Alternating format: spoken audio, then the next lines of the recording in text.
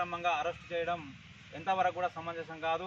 ఇలాంటి అక్రమ అరెస్టులు చేయడం వాళ్ళకు సమంజసం కాదని కూడా ఈ సందర్భంగా నేను మనవి చేస్తున్నాను. ఎందుకంటే ఈరోజు చలో హైదరాబాద్ ఎవరికైతే రుణమాఫీ రాలేదో వారికి చలో హైదరాబాద్ కార్యక్రమం ఉండే, ఈ కార్యక్రమానికి అడ్డుకోవడానికి ఈరోజు మమ్మల్ని ఫస్ట్ నిబంధనం చేయడం ఎంతవరకు కూడా సమంజసం కాదు. మరి గతంలో మన కేసీఆర్ పాలనలో మరి హామీలు ఇవ్వకుండా కూడా రైతు బంధు ఇవ్వడం జరిగింది, రైతు బీమా ఇవ్వడం జరిగింది, అదే కాకుండా కళ్యాణ లక్ష్మి ఇవ్వడం జరిగింది. కానీ ఇప్పుడున్నటువంటి ప్రభుత్వం హామీలు ఇచ్చినప్పటికైనా కూడా ఎలాంటి హామీలను కూడా నెరవేర్చడం లేదు. రైతులకు రైతు బంధు లేదు, రైతు బీమా లేదు, కళ్యాణ లక్ష్మి లేదు. అదే కాకుండా ఈ రుణమాఫీ కూడా సంపూర్ణంగా రుణమాఫీ చేయడం కూడా జరగలేదు. మరి ఇప్పుడున్నటువంటి ప్రభుత్వం గత ప్రభుత్వం కంటే రైతులకు ఎక్కువ అభివృద్ధి చేస్తే మేము రైతులం అందరం కూడా సంతోషిస్తాం, ఆనందిస్తాం, చేయాలని కూడా మేము మనస్ఫూర్తిగా కోరుకుంటున్నాం. అప్పుడు కేసీఆర్ గారు ఎకరానికి 5,000 ఇస్తే 7,500 ఇస్తున్నారు. చాలా సంతోషం, చాలా ఆనందకర విషయం. అదేవిధంగా ఏదైతే రుణమాఫీ ఉందో సంపూర్ణంగా రుణమాఫీని చేయాలని కూడా ఈ సందర్భంగా మేము ప్రభుత్వాన్ని వేడుకుంటున్నాం. ఎందుకంటే లేనిపోని హామీలు ఇచ్చినటువంటి హామీలను నెరవేర్చకపోవడం అనేది కూడా అది ఎంతవరకు కూడా కరెక్ట్ కాదు. ఖచ్చితంగా ఇచ్చిన హామీలు నెరవేర్చాలి, అనద్దు అన్నప్పుడు నెరవేర్చాలని కూడా ఈ సందర్భంగా నేను మనవి చేస్తూ, అదేవిధంగా ఇలాంటి సార్ ఒక క్వశ్చన్, మీరు పొద్దున్నే వేకాజమున మిమ్మల్ని అరెస్ట్ తీసుకోవడానికి పోలీసు వాళ్ళు వచ్చారు, ఎవరు వచ్చారు? పోలీసు వాళ్ళు వచ్చారు. పోలీసు వచ్చారు. ఎందుకు, ఏమని చెప్పారా? ఏమీ కూడా చెప్పకుండా మమ్మల్ని అరెస్ట్ చేయడం జరిగింది.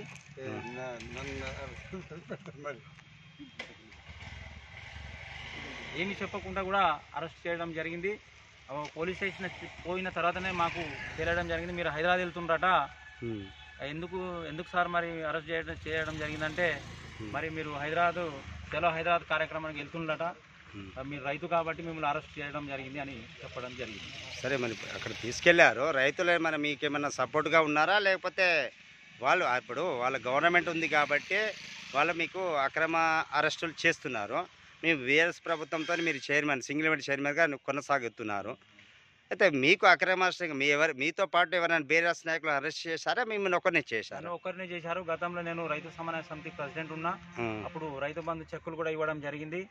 అని రైతులు ఈరోజు ధర్నా చేస్తా అని అన్నారు కాబట్టి మమ్మల్ని వెళ్ళనీయకుండా మరి పొద్దున ఆపడం జరిగింది. మరి దీన్ని పెట్టి ప్రభుత్వంపై మీరు వెంటనే డిమాండ్ చేస్తారు? మేము ప్రభుత్వాన్ని విమర్శించడం లేదు.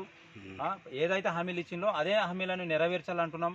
ఈరోజు ఏదైతే రుణమాఫీ చేస్తున్నారో ఆ రుణమాఫీ చేయాలని కూడా అంటున్నాం. మేము వేరే రకంగా ఏమి కూడా చేయడం లేదు. ప్రభుత్వం తక్షణమే మా రైతులకు న్యాయం చేయాలా. ఎందుకంటే గతంలో ఆత్మహత్యలు ఎక్కువ జరిగేటివి, కేసీఆర్ హయాంలో ఎలాంటి ఆత్మహత్యలు జరగలేదు. ఎందుకంటే సరైన సమయంలో ఆయన రైతు బంధు రైతు బీమా ఇవ్వడం జరిగింది.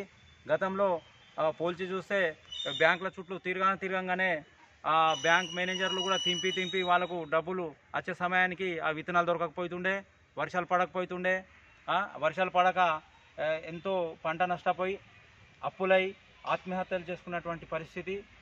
కానీ కేసీఆర్ హయాంలో అలాంటి పరిస్థితి ఏం జరగలేదు. అదేవిధంగా రేవంత్ రెడ్డి పాలనలో కూడా రైతు ఆత్మహత్య చేసుకోకుండా సరైన సమయంలో వారికి రైతు బంధు కానీ రుణమాఫీ కానీ తను అన్నటువంటి పథకాలు నెరవేర్చి రైతులని సకల కాలంలో ఆదుకోవాలని మేము వారికి మరీ విజ్ఞప్తి చేస్తున్నాం. ఇలాంటి అక్రమ అరెస్టులు కొంచెం పక్కకు పెట్టేసి మేము తప్పుగా చేసినట్టయితే, తప్పుగా ధర్నాలు చేస్తే, తప్పుగా అడిగినట్లయితే అరెస్ట్ చేసినా కూడా ఏం తప్పు లేదు. మేము ఆయన అన్నదే మేము అడుగుతున్నాం తప్ప కొత్తగా ఏమీ అడగట్లేదు. కాబట్టి తక్షణమే తను ఇచ్చిన మాట నెరవేర్చాలని కూడా మేము ప్రభుత్వానికి మరీ విజ్ఞప్తి చేస్తూ ఇలాంటి అరెస్టులు చేయొద్దని కూడా మేము డిమాండ్ చేస్తున్నాం.